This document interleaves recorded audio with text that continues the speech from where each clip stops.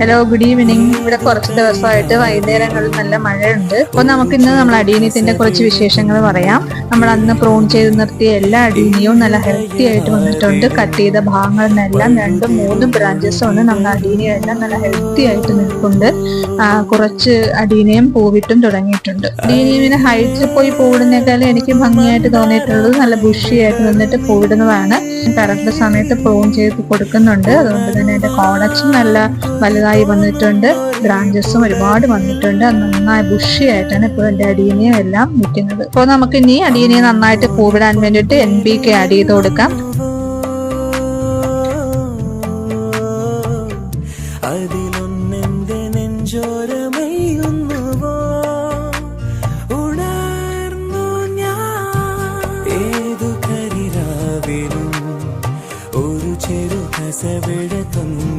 കിരണമേ ഈ ഹൃദയവാതിലിൻ പഴുതിലും